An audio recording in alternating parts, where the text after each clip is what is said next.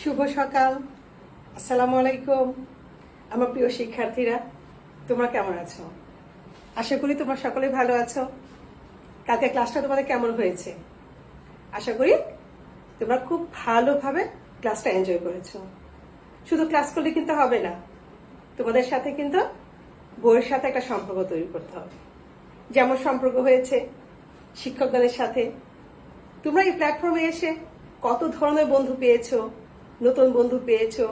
সারা বাংলাদেশের সকল শিক্ষার্থীরা এখন তোমাদের বন্ধু। সারা বাংলাদেশের বিভিন্ন প্রতিষ্ঠানের শিক্ষকগণেরা এখন তোমাদের খুব আপন শিক্ষক। ওনাদের তুমি ক্লাসে দেখতে পাও। আমরা প্ল্যাটফর্ম, কিশোর বাতায়নের বিশাল একটা প্ল্যাটফর্ম। সেই প্ল্যাটফর্মে আমরা ক্লাস তৈরি করেছি এবং সকল শিক্ষকেরা তোমাদের সাথে একসাথে হচ্ছে। এটা অনেক বড় একটা পাওয়া। সব মন্দের ভিতরে ভালো আছে।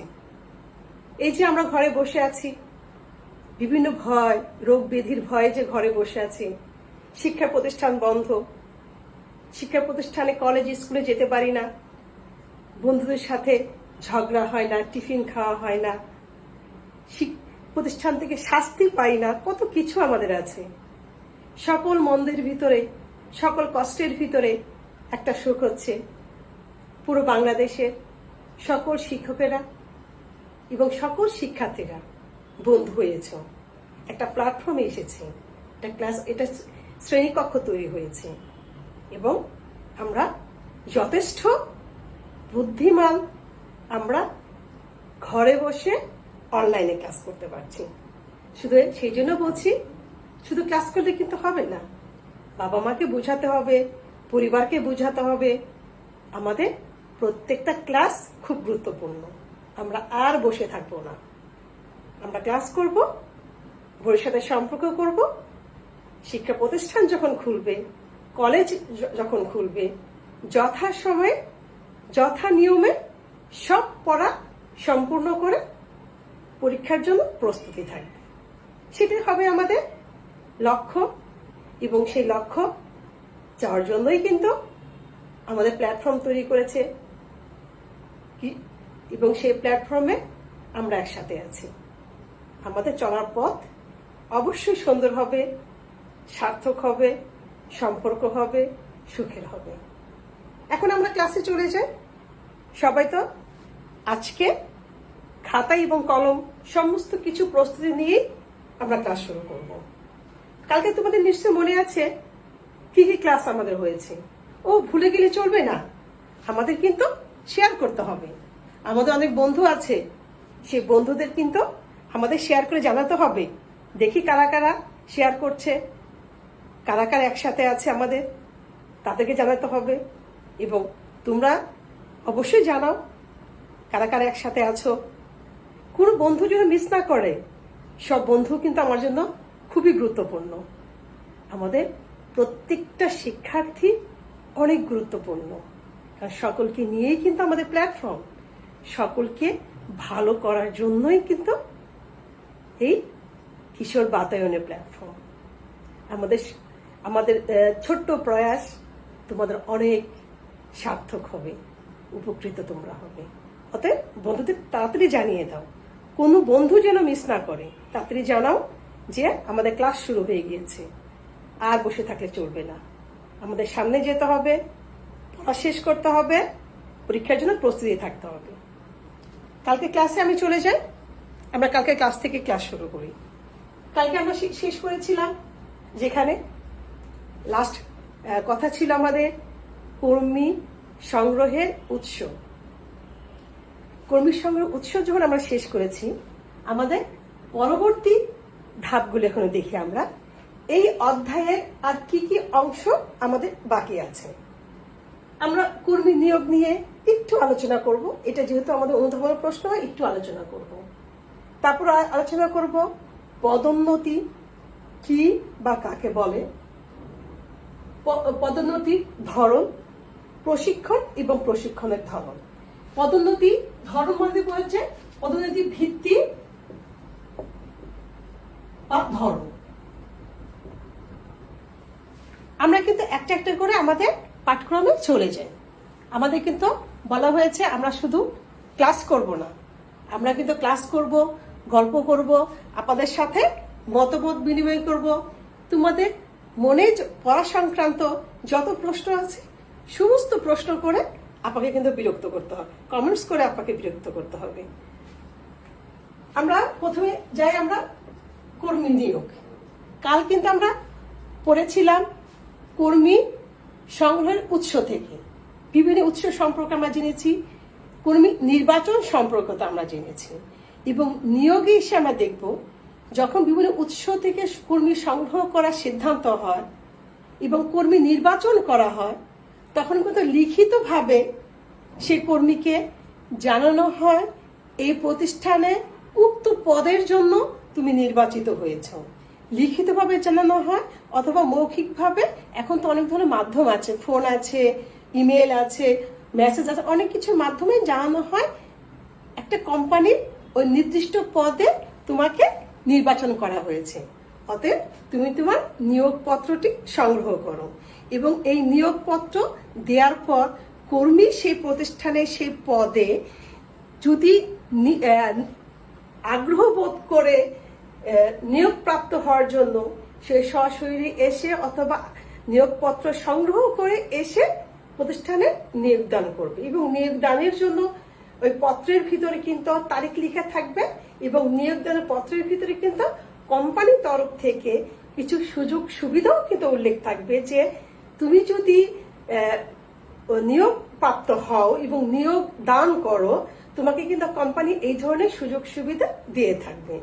তাহলে আমরা নিয়োগ দান পর্যন্ত আমরা কিন্তু একটা কর্মী সংগ্রহের সকল পর্যায়গুলো সম্পূর্ণ হয়েছে আমরা জানবো। এখন আমরা জানবো পদোন্নতি। পদোন্নতি আমরা কিন্তু কর্মী সংগ্রহের একটা ধাপ কিন্তু পদোন্নতি। সেই পদোন্নতি আমরা কি ভাবে পদোন্নতি যাব, আমাকে পদোন্নতির আগে সংজ্ঞাটা জেনে নেই। পদোন্নতি কখন দেওয়া হয় এবং পদোন্নতি বলতে কি বোঝায়। পদোন্নতি বলতে আমরা বুঝবো যখন কর্মরত কর্মীকে তার যোগ্যতা এবং দক্ষতা বিবেচনা করে তার সার্বিক কর্মক্ষমতা মূল্যায়ন করে বর্তমান পদ থেকে উচ্চতর পদে বিভিন্ন সুযোগ সুবিধা দিয়ে তাকে পদায়ন করা হয়, তখন তাকে পদোন্নতি বলে। আবার তোমাদের বলি পদোন্নতি বলতে কি বোঝায়। মনে করো একজন কর্মী অ্যাসিস্ট্যান্ট ম্যানেজার হিসাবে কর্মরত আছে, এবং এই অ্যাসিস্ট্যান্ট ম্যানেজার কর্মরত থাকা অবস্থায় যদি মনে করে প্রতিষ্ঠান এই কর্মী যথেষ্ট যোগ্য দক্ষ এবং প্রতিষ্ঠানের প্রতি তার যথেষ্ট আনুগত্য আছে, তার শুধু শ্রম দিয়েছে, তখন প্রতিষ্ঠান ওই সহকারী ম্যানেজারকে বিভিন্ন সুযোগ সুবিধা দিয়ে যোগ্যতা দক্ষতা বিবেচনা করে তাকে কিন্তু পদোন্নতি দিয়ে ম্যানেজার করা হবে। সহকারী ম্যানেজার থেকে ম্যানেজার করা হয়েছে। এই যে বর্তমান পদ থেকে উচ্চতর পদে দেয়া এবং এই নতুন পদ আরোহণ করার পর তার কিন্তু বিশেষ কিছু সুযোগ সুবিধা প্রতিষ্ঠান দেবে। সেই সুযোগ সুবিধার ভিতরে আছে তার বেতন বা মজুরি পরিমাণ বেড়ে যাবে, তার পদবিটা পরিবর্তন হবে, অনেক সময় তার বসার চেয়ার বা রুমটাও পরিবর্তন হয়। এই ক্ষেত্রে যেটা হয় যে পদোন্নতির মাধ্যমে যে কর্মী নতুন উচ্চতর পদ পেল, সে মানসিকভাবে কিন্তু সে 100% স্যাটিসফাইড বা সন্তুষ্টি অর্জন করে যে আমি যে যোগ্যতা এবং দক্ষতা অনুযায়ী কাজ করেছি বলে কিন্তু প্রতিষ্ঠান সকল কিছু মূল্যায়ন করে আমাকে উচ্চতর পদ দিয়েছে। সেক্ষেত্রে মজুরি পরিমাণ যেমন বেড়ে যাবে, প্রতিষ্ঠানের ভিতরে তার মান মর্যাদাও বেড়ে যাবে, এবং শুধু প্রতিষ্ঠানের ভিতরে না, তার প্রতিষ্ঠানের বাহিরেও কিন্তু মান মর্যাদা বেড়ে যায়। সবচেয়ে বড় কথা হলো সেই কর্মী পদোন্নতি পাওয়ার পর যে সুযোগ সুবিধা ভোগ করছে, সেই সুযোগ সুবিধার বিনিময়ে প্রতিষ্ঠানকে সে আগের চেয়ে অনেক বেশি আপন মনে করবে এবং আরো বেশি দক্ষতা এবং যোগ্যতা অনুযায়ী কাজ করার জন্য আগ্রহ বোধ করবে।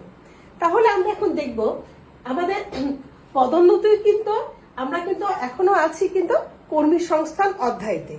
কর্মী সংস্থান কিন্তু আমরা বলেছিলাম যে এমন একটি বিভাগ, যে বিভাগে একজন কর্মীকে এবং সকল কর্মীকে সকল ধরনের সুযোগ সুবিধা, কাজ, যোগ্যতা, দক্ষতা সকল কিছু বিবেচনা করেই কিন্তু তার বিভাগ পরিচালনা করে।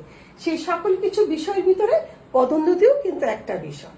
তাহলে এই পদোন্নতি যে একটা প্রতিষ্ঠান দিয়ে থাকে, সেই পদোন্নতির ভিত্তি কি হবে, ভিত্তিটা কি ধরনের হতে পারে? মানে ভিত্তিটা বলা হচ্ছে যে কৃষির উপর ভিত্তি করে একটা প্রতিষ্ঠান তার কর্মীদেরকে পদোন্নতি দিয়ে থাকে। সেই পদোন্নতি যদি ভিত্তি চিন্তা করা হয়, আমরা তিনটে ভিত্তি পাবো। একটা হচ্ছে আমরা বলছি পদোন্নতির ভিত্তি, আমরা বলছি পদোন্নতির ভিত্তি। পদোন্নতির ভিত্তি হচ্ছে তিনটা ভিত্তি আছে। পদোন্নতির ভিত্তি তিনটা। একটা হচ্ছে জ্যেষ্ঠত্বের ভিত্তিতে,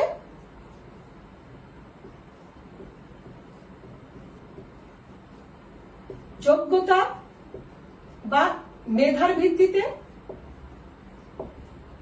আর একটা হচ্ছে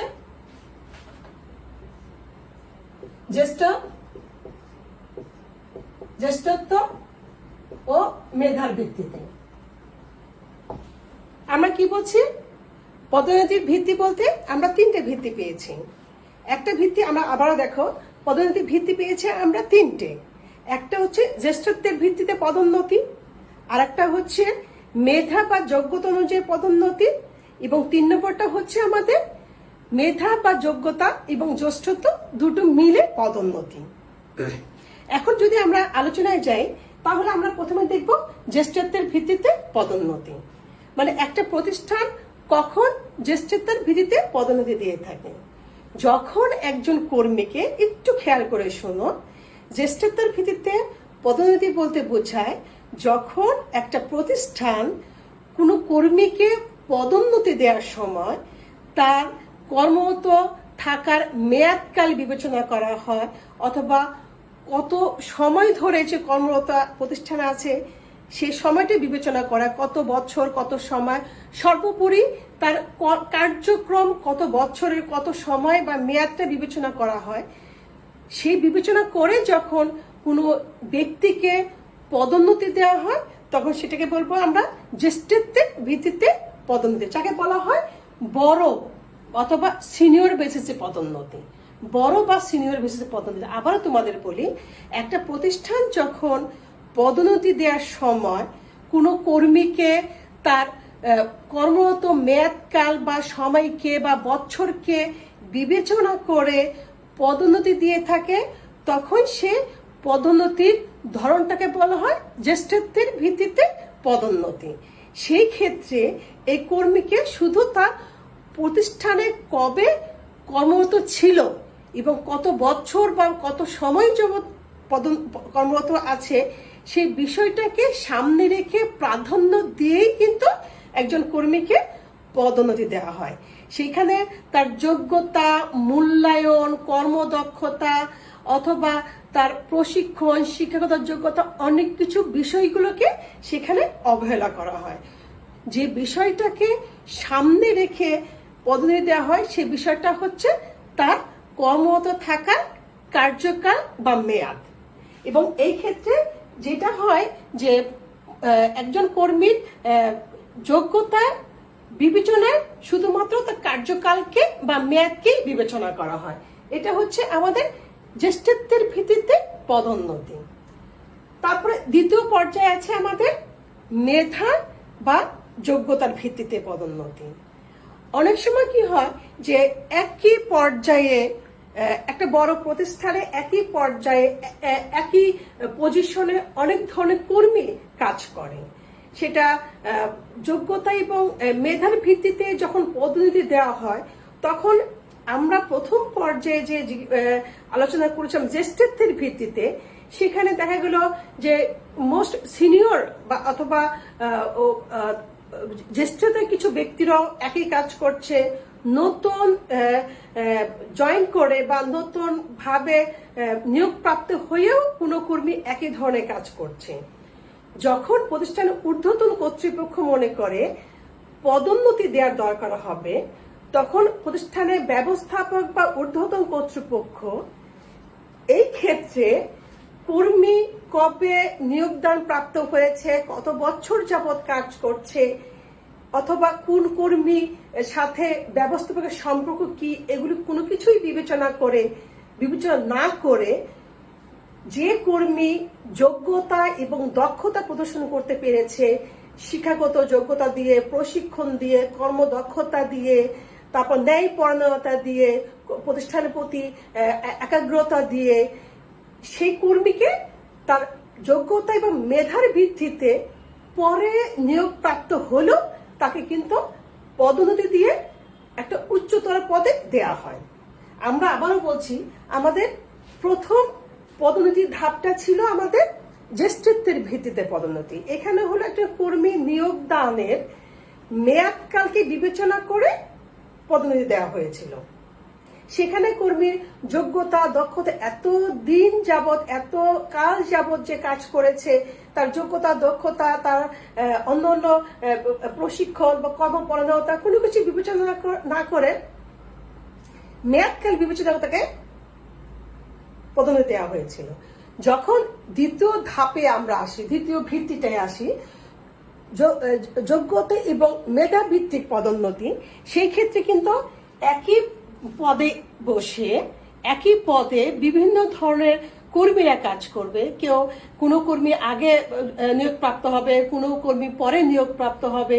সেই ক্ষেত্রে কর্মীদের যোগ্যতা, দক্ষতা, মেধা, শিক্ষাগত যোগ্যতা, ন্যায়পরায়ণতা সকল কিছু মূল্যায়ন করে প্রতিষ্ঠান মেধা এবং যোগ্যতার ভিত্তিতে যে ব্যক্তি উপযুক্ত, সে যবেই প্রতিষ্ঠানে নিয়োগপ্রাপ্ত হোক না কেন, সেই ব্যক্তিকে পদোন্নতি দিয়ে নতুন পদে আরোহণ করা হয়। এখানে ব্যবস্থাপক শুধুমাত্র যোগ্যতা এবং দক্ষতা বিবেচনা করা হয় এবং মূল্যায়ন করে পদোন্নতি দেয়। এক্ষেত্রে যেটা হয়, আমরা যেটা বলবো যে মেধা এবং যোগ্যতার ভিত্তিতে যখন পদোন্নতি দেওয়া হয়, তখন জ্যেষ্ঠত্বের ভিত্তিতে জ্যেষ্ঠ অনুযায়ী বা সিনিয়র অনুযায়ী একই পদে যে ব্যক্তিরা আগে কর্মরত ছিল, তারা কিন্তু স্বাভাবিকভাবে অসন্তুষ্ট হয়। এবং এই অসন্তুষ্ট হওয়ার জন্য এই যোগ্যতা এবং মেধার ভিত্তিতে পদোন্নতি যখন প্রতিষ্ঠান দিয়ে থাকে, তখন অনেক সিনিয়র কর্মরত ব্যক্তিরা প্রতিষ্ঠানে নিজেদেরকে অযোগ্য মনে করে, প্রতিষ্ঠান থেকে তারা বের হয়ে যেতে চায় এবং সুযোগ পেলেই কিন্তু তারা অন্য একটা প্রতিষ্ঠানে চলে যায়। আর যদি আমরা বলি এর সুবিধাটা কি, এর সুবিধাটা যে আমরা বলবো যে মেধা এবং যোগ্যতার ভিত্তিতে যখন পদোন্নতি দেওয়া হয়, একই পজিশনে থেকে যখন অন্য ব্যক্তিকে পদোন্নতি দেওয়া হলো না, তখন তার চেয়ে কম দক্ষ, কম যোগ্য সম্পূর্ণ ব্যক্তি কিন্তু আরো বেশি যোগ্য হওয়ার জন্য পরিশ্রম করে, প্রশিক্ষণ গ্রহণ করে, নিজেকে আরো মূল্যায়ন করে, উন্নতি করার চেষ্টা করে, যাতে সেও পরবর্তীতে, সে হয়তো এখন পদোন্নতি পায়নি মেধা এবং যোগ্যতার ভিত্তিতে, পরবর্তীতে তারও কিন্তু তার যোগ্যতা সে যদি বৃদ্ধি করতে পারে, মেধা যদি সে বৃদ্ধি করতে পারে, তারও কিন্তু একটা ভালো পদোন্নতি হওয়ার সুযোগ আছে। সেই ক্ষেত্রে কিন্তু যারা পদোন্নতি পেল না, তারা তাদের ভিতর কিন্তু একটা আগ্রহ এবং উৎসাহ কাজ করে যে আমরা যদি যোগ্য হই, আমরা যদি নিজেকে প্রমাণ করতে পারি, আমরা যদি দক্ষতা প্রমাণ করতে পারি, তাহলে আমাদের বয়স বা আমরা যখনই নিয়োগপ্রাপ্ত হই না কেন, প্রতিষ্ঠান আমাদের যোগ্য এবং দক্ষ মনে করে বর্তমান অবস্থান থেকে নতুন একটা পদ দিয়ে আমাদেরকে পুরস্কৃত করবে। তাহলে আমরা পড়েছি জ্যেষ্ঠত্বের ভিত্তিতে পদোন্নতি, তারপরে পড়েছি মেধা এবং যোগ্যতার ভিত্তিতে পদোন্নতি। আমাদের তিনটে ধাপের ভিতরে তৃতীয় ধাপ হচ্ছে মেধা এবং জ্যেষ্ঠত্ব দুটো মিলে পদোন্নতি। আমরা বলেছিলাম যে জ্যেষ্ঠত্বের ভিত্তিতে পদোন্নতি কোনো কিছু বিবেচনা করা হয় না, শুধু মেয়াদকালটাই বিবেচনা করা হয়। আর মেধা এবং যোগ্যতার ভিত্তিতে পদোন্নতির ক্ষেত্রে মেয়াদকালটা বিবেচনা করা হয় না। একজন কর্মী তার প্রতিষ্ঠানের চেয়ে কি যোগ্যতা এবং দক্ষতা প্রমাণ করতে পেরেছে, মূল্যায়ন করতে পেরেছে, অথবা নিজেকে উন্নতি করতে পেরেছে, সেটা বিবেচনা করে পদোন্নতি দেওয়া হয়। এই দুটো ক্ষেত্রেই কিন্তু কর্মীদের ভিতরে সন্তুষ্টি এবং অসন্তুষ্টি দুটোই থাকে, এবং এই দুটো ক্ষেত্রেই কিন্তু পদোন্নতি দেওয়ার পর ব্যবস্থাপকের মধ্যেও কিন্তু একটা চাপ সৃষ্টি হয়। ব্যবস্থাপক কোন একটা সাইড বিবেচনা করে পদোন্নতি দিয়েছে, যে সাইডটা হয়তো অন্য কর্মীদের পছন্দ হয়নি। যখন তৃতীয় ভিত্তিতে আমরা আসবো, জ্যেষ্ঠত্ব এবং মেধা ভিত্তিতে পদোন্নতি, তখন কিন্তু ব্যবস্থাপকরা যে ধরনের শ্রমিক চাপের ভিতরে থাকে পদোন্নতি দেওয়ার পর, এই জায়গাটা যখন পদোন্নতি দেওয়া হয় তখন ব্যবস্থাপকরা কিছুটা কিন্তু হতাশা থেকে মুক্তি হয়। এই কারণে যে যখন কর্মীদেরকে পদোন্নতি দেওয়া হয় তখন কর্মীদের তাদের নিয়োগদানের মেয়াদকালটাকে বিবেচনা করা হয়, এবং সেই কর্মীর তার প্রতিষ্ঠানের প্রতি তার একাগ্রতা, আনুগত্য, তার নিজস্ব যোগ্যতা, দক্ষতা, শিক্ষাগত যোগ্যতা অথবা তার প্রশিক্ষণের ফলাফল মূল্যায়ন করে, মেয়াদকাল মূল্যায়ন করে, সকল কিছু মূল্যায়ন করে ওই কর্মীকে বর্তমান পদ থেকে উচ্চতর পদে বিভিন্ন সুযোগ সুবিধা দিয়ে পদোন্নতি দেওয়া হয়। এবং এই ক্ষেত্রে এই পদোন্নতি এমন একটা পদোন্নতি যে ক্ষেত্রে পূর্বের দুই পর্যায়ে ভিত্তি যে পদোন্নতি হয়েছিল, যেখানে কর্মীরা অসন্তুষ্ট হয়েছিল, কর্মীরা প্রতিষ্ঠান থেকে চলে গিয়েছিল, হতাশা হয়েছিল, যখন এই পর্যায়ে এই সমস্যাগুলি সমাধান করার জন্যই ব্যবস্থাপক গণেরা অথবা ঊর্ধ্বতন কর্তৃপক্ষ তারা একজন কর্মীর পদোন্নতি দেওয়ার সময় তার নিয়োগদানের মেয়াদ বিবেচনা করে, এবং এই মেয়াদের ভিতরে তার যোগ্যতা, দক্ষতা, প্রতিষ্ঠানের প্রতি তার দায়িত্ববোধ, শিক্ষাগত যোগ্যতা, তার ন্যায়পরায়ণতা, সমস্ত কিছু বিবেচনা করে যোগ্যতা এবং দক্ষতা এবং জ্যেষ্ঠত্ব এই দুটো বিবেচনা করে পদোন্নতি দেয়। এবং এই পর্যায়ে পদোন্নতি দেওয়ার পর একজন ব্যবস্থাপক চিন্তা করে যে আমি সকল কিছু বিবেচনা করে প্রতিষ্ঠানের জন্য যে কর্মী উপযুক্ত, যে কর্মী প্রতিষ্ঠানটাকে আপন করেছে, তার সমস্ত শ্রম দিয়েছে, সেই কর্মীকে আমরা পদোন্নতি দিয়েছি। এই ক্ষেত্রে পদোন্নতি দেওয়ার পর ব্যবস্থাপকের ভিতরে যেমন কোনো বাধা বিপত্তি থাকে না, সেরকম প্রতিষ্ঠানে অন্যান্য কর্মীরা যারা পদোন্নতি পায়নি তারাও কিন্তু নিজে মনে করবে ঠিক আছে আমি পদোন্নতি পাইনি, কিন্তু যে যোগ্য এবং দক্ষ এবং দীর্ঘদিন যাবৎ প্রতিষ্ঠানে কর্মরত আছে, ব্যবস্থাপক তাকেই ভালো মনে করেছে এবং তাকেই পদোন্নতি দিয়েছে।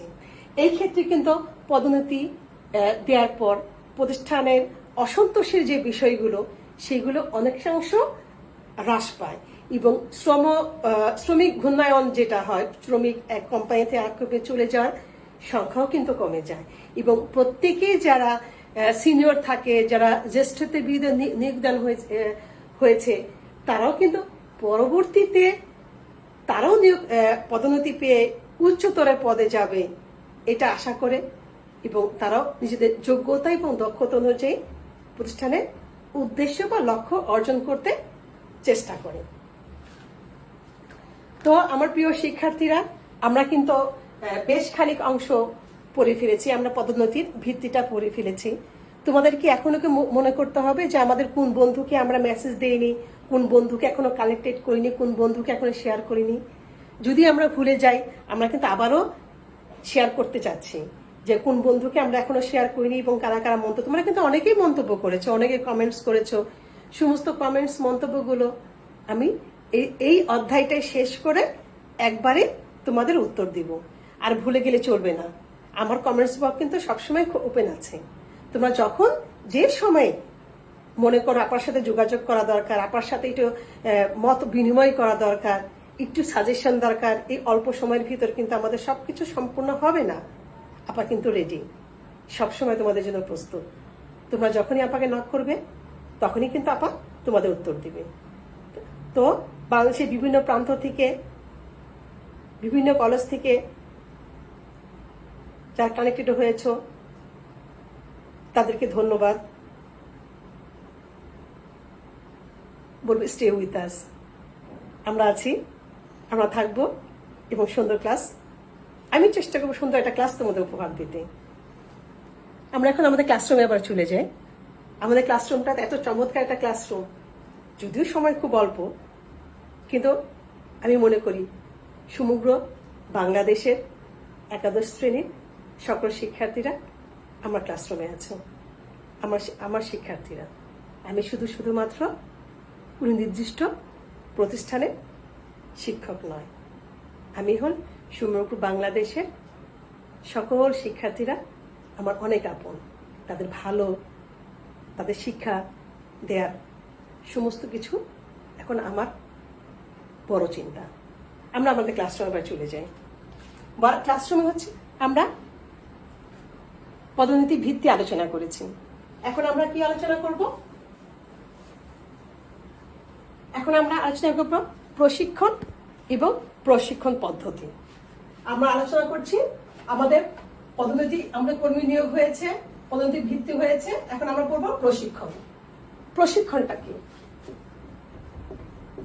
প্রশিক্ষণ হচ্ছে আমরা একটু প্রশিক্ষণ পদ্ধতি নিয়ে আলোচনা করব। প্রশিক্ষণ বলতে কি বোঝায়? প্রশিক্ষণ বলতে বোঝায় কোনো কর্মীকে হাতে কলমে শিক্ষা দেওয়া। কর্মী যখন তত্ত্বীয় জ্ঞান বা বিভিন্ন পর্যায়ে শিক্ষাগত যোগ্যতা অর্জন করে কোনো প্রতিষ্ঠানে কর্মরত থাকে, সে কর্মীকে হাতে কলমে শিক্ষাদানের মাধ্যমে সে প্রতিষ্ঠানে কাজের প্রতি যোগ্য করে তোলাকে হচ্ছে প্রশিক্ষণ। তার প্রশিক্ষণ কেন দেওয়া হচ্ছে? প্রশিক্ষণ দেওয়া হচ্ছে শুধুমাত্র নতুন কর্মী নিয়োগ হবে তাকে কিন্তু প্রশিক্ষণ দেওয়া হবে না। প্রশিক্ষণ কিন্তু নতুন কর্মীদের যেমন বিভিন্ন পর্যায়ে প্রতিষ্ঠানের প্রয়োজনে, আমরা কিন্তু জানি একটা প্রতিষ্ঠান সারা পৃথিবীর সাথে তাল মিলিয়ে চলতে গেলে প্রতিষ্ঠান যখন উন্নতি হয় তার কার্যক্রমও কিন্তু উন্নতি হয়। এই উন্নত কার্যক্রমের সাথে কর্মীদেরকে মানানসই করার জন্য, যোগ্যতা সম্পন্ন করার জন্য কর্মরত কর্মীদের কিন্তু বিভিন্ন পর্যায়ে প্রশিক্ষণ দেওয়া হয়। এছাড়া প্রতিষ্ঠানে যখন নতুন কর্মী নিয়োগ হবে, নতুন কর্মীকেও কিন্তু এই নতুন প্রতিষ্ঠানের সাথে, সে যে প্রতিষ্ঠানে সে কর্মরত থাকবে সে প্রতিষ্ঠানে পরিচিত করার জন্য শিক্ষাগত জ্ঞানের সাথে কাজের সম্পর্ক তৈরি করার জন্য হাতে কলমে শিক্ষা দেওয়া হয়। এই শিক্ষাকে বলা হয় প্রশিক্ষণ। প্রশিক্ষণ শুধুমাত্র একটা সময় বা একবার প্রশিক্ষিত হলে হয় না। কাজের ধরন যখন পরিবর্তন হয়, প্রতিষ্ঠানের পরিধি যখন পরিবর্তন হয়, সারা বিশ্বের সাথে তাল মিলিয়ে চলার জন্য একজন কর্মীকে যে কোনো পর্যায়ে কাজের সাথে সামঞ্জস্য রাখার জন্য, বিশ্বের কাজের সাথে সামঞ্জস্য রাখার জন্য প্রশিক্ষণ দরকার হয়। তাহলে প্রশিক্ষণ বলতে আমরা বুঝি তত্ত্বীয় জ্ঞানের সাথে হাতে কলমে যে শিক্ষা দেওয়া হয় সেই শিক্ষাকে আমরা বলবো প্রশিক্ষণ। একটা প্রতিষ্ঠানে কখন প্রশিক্ষণ দরকার হবে? প্রতিযোগিতায় টিকে থাকতে হলে, যখন প্রতিষ্ঠানে উন্নতি হবে, কাজের ধরন পরিবর্তন হবে, তখন কর্মরত কর্মীদের বিভিন্ন পর্যায়ে প্রশিক্ষণ দেওয়া হয় কাজের সাথে নিজেদেরকে যোগ্য করার জন্য। সে যদি প্রশিক্ষিত হয়, প্রশিক্ষণ দেওয়া হয়, সে নিজেকে যোগ্য মনে করবে, তার মানসিকতা উন্নতি হবে, প্রতিষ্ঠানে কাজ করতে সে আগ্রহী বোধ করবে এবং এছাড়া নিজেকে বিশ্বের সাথে তাল মিলিয়ে চলার মতো উপযুক্ত মনে করবে। আবার এটা কর্মরত কর্মীদের কথা বলা হলো। যদি প্রতিষ্ঠানে নতুন কর্মী নিয়োগ হয় সেক্ষেত্রে কিন্তু প্রশিক্ষণের বিষয় থাকে। সেক্ষেত্রে নতুন কর্মীকে প্রতিষ্ঠানের সাথে পরিচিত করার জন্য, কাজের সাথে পরিচিত করার জন্য বিভিন্ন পদ্ধতিতে প্রশিক্ষণ দেওয়া হয়ে থাকে। তাহলে আমরা জেনেছি কি প্রশিক্ষণ বলতে কি বোঝায়। তাহলে প্রশিক্ষণ পদ্ধতি কি হতে পারে? আমরা যদি প্রশিক্ষণ পদ্ধতিতে আলোচনা যাই, আমরা প্রশিক্ষণ শিখেছি, এখন প্রশিক্ষণ পদ্ধতিতে যাব। প্রশিক্ষণ পদ্ধতি কিন্তু দুই প্রকার, একটা হচ্ছে কাজের মাধ্যমে প্রশিক্ষণ আর আরেকটা হচ্ছে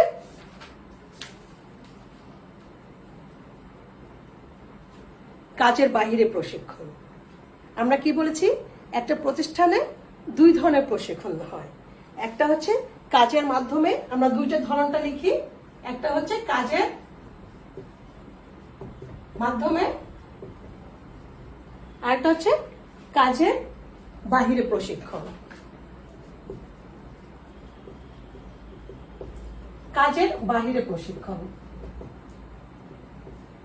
আমরা কাজের মাধ্যমে প্রশিক্ষণ এবং কাজের বাহিরে প্রশিক্ষণ, দুটো প্রশিক্ষণ কিন্তু অনেকগুলো মাধ্যম আছে। যদি কাজের মাধ্যমে প্রশিক্ষণ চিন্তা করি, এখানে একজন কর্মীকে যখন নতুন পর্যায়ে কোনো কর্মী প্রতিষ্ঠানে নিয়োগপ্রাপ্ত হলো বা জয়েন করলো, তখন সেই কর্মীকে প্রথমে যে প্রশিক্ষণটা দেওয়া হয় সেটা হচ্ছে পরিচিতিমূলক পদ্ধতি। আমরা 1 নম্বর 2 নম্বর পরিচিতিমূলক পদ্ধতি, একটা হচ্ছে পরিচিতিমূলক পদ্ধতি, 2 নম্বর হচ্ছে শিক্ষানবিশ পদ্ধতি, 2 নম্বর হচ্ছে শিক্ষানবিশ পদ্ধতি, 3 নম্বর হচ্ছে প্রবেশনা পদ্ধতি, প্রবেশনা পদ্ধতি।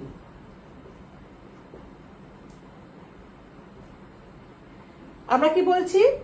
আমরা কাজের মাধ্যমে একজন কর্মীকে যে প্রশিক্ষণ দেয়া হয়, প্রথম হচ্ছে আমাদের পরিচিতিমূলক পদ্ধতি, 2 নম্বর হচ্ছে শিক্ষানবিশ পদ্ধতি, 3 নম্বর হচ্ছে প্রবেশনা পদ্ধতি, 4 নম্বর হচ্ছে কোচিং পদ্ধতি,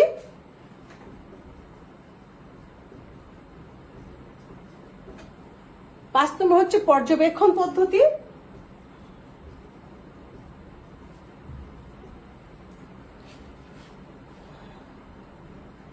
6 নম্বর হচ্ছে স্থলাভিষিক্তকরণ পদ্ধতি।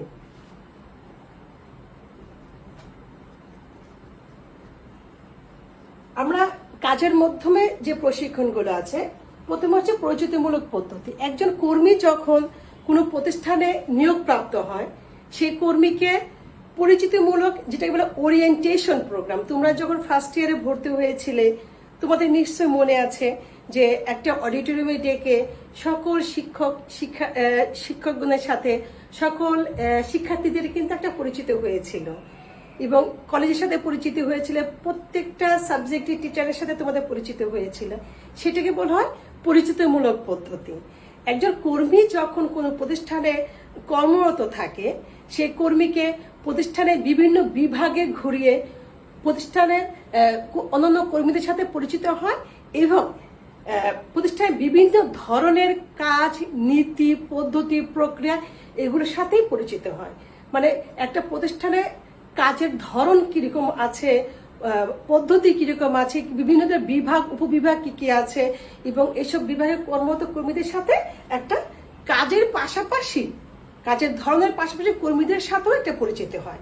এটা হচ্ছে পরিচিতিমূলক পদ্ধতি বা ওরিয়েন্টেশন প্রোগ্রাম। তারপরে হচ্ছে আমাদের শিক্ষানবিশ পদ্ধতি।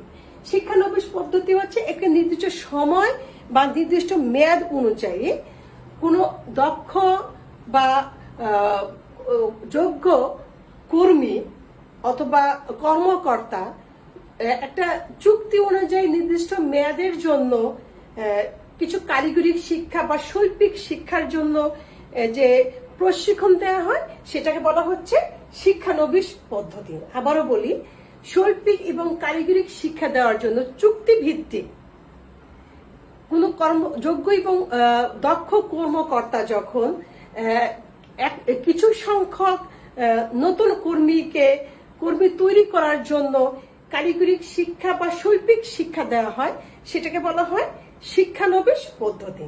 আমরা কিন্তু বলছি কারিগরি শিক্ষা এবং শৈল্পিক শিক্ষা, এটা কিন্তু চুক্তি ভিত্তিতে হয়ে থাকে। সাধারণত কারিগরি শিক্ষার ক্ষেত্রে আমরা বলবো টেইলারিং শিক্ষা, বুটিক শিক্ষা, অথবা আমরা এই ধরনের যে শিক্ষাগুলো আছে, যে শিক্ষাগুলো চুক্তি ভিত্তিক, স্বল্প বেতনে বা বেতন ছাড়া শৈল্পিক শিক্ষা বা কারিগরি শিক্ষা অর্জনের জন্য প্রশিক্ষণ দিয়ে থাকে এবং প্রশিক্ষণ প্রাপ্ত হয়ে এই কর্মী যে ওই প্রতিষ্ঠানেই কর্মরত থাকবে তা কিন্তু না। প্রশিক্ষণ প্রাপ্ত হয়ে এই ব্যক্তি হয় সে নিজের কর্মসংস্থান করবে, অথবা সুযোগ পেলে অন্য কোনো প্রতিষ্ঠানে সে নিয়োগপ্রাপ্ত হবে। তার মানে বলা হচ্ছে যে এই কর্মী শৈল্পিক বা কারিগরি শিক্ষা জ্ঞান অর্জন করে সে নিজের জন্য কর্মসংস্থান করতে পারে, অথবা সে চাইলে অন্য কোনো প্রতিষ্ঠানেও কিন্তু কর্মসংস্থান করতে পারে। তা আমাদের দেশে যে শৈল্পিক বা কারিগরি শিক্ষা প্রতিষ্ঠানগুলো আছে, আমি যে উদাহরণগুলো দিয়েছিলাম, আমরা বিউটি পার্লার হতে পারে, আমাদের টেলারিং হতে পারে, আমাদের নার্সারি হতে পারে, এগুলি হলো শৈল্পিক বিষয়গুলো দক্ষ এবং যোগ্য ব্যক্তির অধীনে একই সাথে একদল কর্মী কাজ শিখে হয় সে নিজের কর্মসংস্থান করে, অথবা কোনো প্রতিষ্ঠানে সে কর্মরত থাকেন। তারপর আমরা বলবো প্রবেশনা পদ্ধতি। প্রবেশনা পদ্ধতি হচ্ছে যেটা আমাদের দেশে বিভিন্ন সংস্থাগুলো, যে আমাদের ব্যাংকগুলোতে অথবা বিভিন্ন প্রতিষ্ঠানগুলোতে যখন বিভিন্ন প্রক্রিয়ার মাধ্যমে আবেদনপত্র জমা টমা বিভিন্ন প্রক্রিয়ার মাধ্যমে নিয়োগপ্রাপ্ত হয়, তখন কিন্তু সেই কর্মীকে সেই প্রতিষ্ঠানের কাজের সাথে পরিচিত করার জন্য প্রবেশনা পদ্ধতি খুবই পরিচিত আমাদের দেশে। এবং এই প্রবেশনা পদ্ধতিতে একজন যোগ্য এবং দক্ষ ঊর্ধ্বতন কর্তৃপক্ষ সে কিছু সংখ্যক নতুন নিযুক্ত কর্মীদের প্রশিক্ষণ দিয়ে থাকে।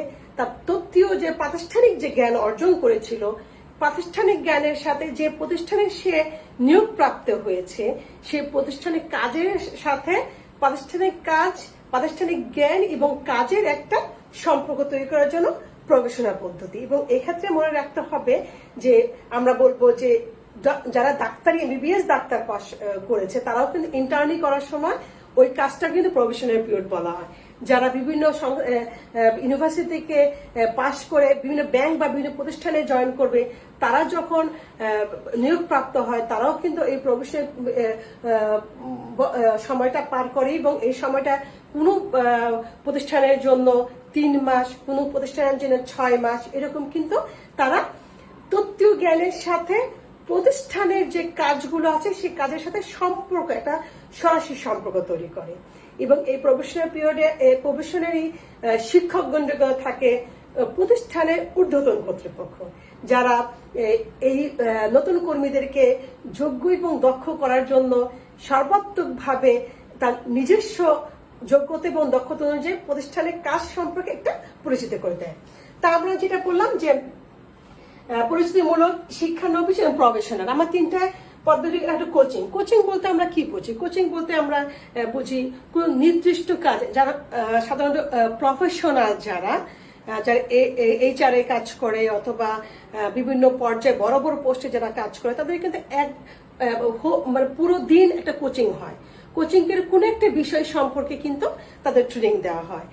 মনে করো যে তোমাদের যারা আমার মনে আছে দীর্ঘ বছর আগে, মানে 4-5-6 বছর আগে, যখন এইচএসসি লেভেলে এসে সৃজনশীল পদ্ধতি চালু হয়েছিল, তখন আমাদের শিক্ষকগণ কিন্তু পুরো দিন সরকারি এবং বেসরকারি পর্যায়ে সৃজনশীল সম্পর্কে একটা কোচিং হয়েছিল। সেই কোচিং থেকে কিন্তু আমরা সৃজনশীল পদ্ধতি কিভাবে ক্লাস করতে হয়, কিভাবে প্রশ্ন তৈরি করতে হয়, সেটা আমরা জেনেছি।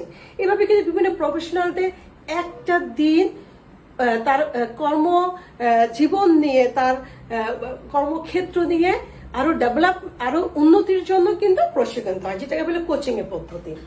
তারপরে আমরা বলবো পর্যবেক্ষণ পদ্ধতি। পর্যবেক্ষণ পদ্ধতির অর্থই হচ্ছে যে একজন ঊর্ধ্বতন কর্তৃপক্ষের অধীনে থেকে তার পর্যবেক্ষণ থেকে কিছু সংখ্যক কর্মী বিভিন্ন ধরনের কাজ করবে, এবং ওই ঊর্ধ্বতন কর্তৃপক্ষ ওই কর্মীদের কাজের ধরনগুলো পর্যবেক্ষণ করবে এবং ভুল ত্রুটিগুলি সংশোধন করে তাদের কাজের ধরন দিক নির্দেশনা দিয়ে থাকবে। এবং পর্যবেক্ষণের মাধ্যমেই কিন্তু একজন কর্মী আসলে নিয়োগপ্রাপ্ত হওয়ার পর সে উক্ত কাজে যোগ্য কিনা, দক্ষ কিনা, সেটা কিন্তু বিবেচনা করা হয়। এবং হাতে কলমে তাদের শিক্ষা দেওয়ার সাথে সাথে ভুল ত্রুটিগুলো সংশোধন করে পর্যবেক্ষণের মাধ্যমে তাদেরকে নতুন পথ দেখানো হয়। তারপর হচ্ছে স্থলাভিষিক্ত পদ্ধতি। স্থলাভিষিক্ত পদ্ধতি আমাদের সকল ধরনের পদ্ধতি কিন্তু কাজের মাধ্যমে, তোমরা খেয়াল করেছো অবশ্যই, সকল ধরনের পদ্ধতি কাজের মাধ্যমে প্রশিক্ষণ এবং প্রতিষ্ঠানে কর্মরত থেকে প্রতিষ্ঠানের ঊর্ধ্বতন কর্তৃপক্ষ বা ব্যবস্থাপকদের সান্নিধ্যে থেকে এই প্রশিক্ষণগুলো দেওয়া হচ্ছে। সেরকম স্থলাভিষিক্ত পদ্ধতি হচ্ছে কোনো ঊর্ধ্বতন কর্তৃপক্ষের অধীনে থেকে তার বিভিন্ন কাজগুলো অংশীদার হয়ে এবং সেই কাজগুলো সঠিকভাবে করছে কিনা সেটাকে বলে স্থলাভিষিক্ত পদ্ধতি। মনে করো একজন অ্যাকাউন্টস ম্যানেজার, তার জুনিয়র যে আছে সে যদি মনে করে যে অ্যাকাউন্টস ম্যানেজারের বিভিন্ন ধরনের কাজগুলো সাহায্য এবং সহযোগিতা করছে, ম্যানেজারের কাজগুলো সাহায্য সহযোগিতা করে এবং কোনো কারণে যদি ম্যানেজার সাহেব উপস্থিত না থাকে, স্থলাভিষিক্ত যে কর্মী কাজ শিখে ফেলেছে সেই কর্মী কিন্তু ব্যবস্থা ম্যানেজার যদি অনুপস্থিত থাকে তার কাজগুলি করতে পারবে। এটিকে বলি স্থলাভিষিক্ত পদ্ধতি। এবং সকল বিষয়গুলো কিন্তু আমরা কাজের মাধ্যমে প্রশিক্ষণ এবং কাজের বাহিরে যে প্রশিক্ষণগুলো থাকতে পারে সেটা হচ্ছে আমাদের বক্তৃতার মাধ্যমে, আমাদের সেমিনারের মাধ্যমে, অধিবেশনের মাধ্যমে এবং বিভিন্ন ঘটনার পরিপ্রেক্ষিতে এগুলি কিন্তু আমাদের কাজের বাহিরে প্রশিক্ষণ। সেমিনার হতে পারে যে অনেক সময় প্রতিষ্ঠান বছরে একবার দুইবার সেমিনার করে, নির্দিষ্ট সময় নির্দিষ্ট কাজ নিয়ে তারা সেমিনার করে কাজের ধরনটা বুঝিয়ে দেয়। অধিবেশনটাও সেরকম ঘটনা প্রবাহ বলবো আমরা, যে কোনো একটা ঘটনা সৃষ্টি করে কিছু কর্মীদেরকে সেই ঘটনা কিভাবে তারা মোকাবেলা করবে, কিভাবে কাজগুলো করবে, কিভাবে কাজগুলো সম্পূর্ণ করবে, একটা ঘটনা তৈরি করে কর্মীদেরকে প্রশিক্ষণ দেওয়া হয়।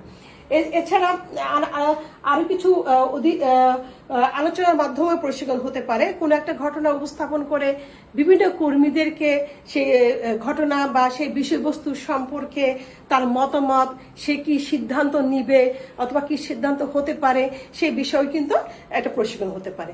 তবে একটা জিনিস আমরা জানবো যে যখন প্রশিক্ষণ পদ্ধতি শুরু করে কোনো প্রতিষ্ঠান, সে কিন্তু বেশিরভাগ সময় কাজের মাধ্যমেই কিন্তু প্রশিক্ষণ দিয়ে থাকে।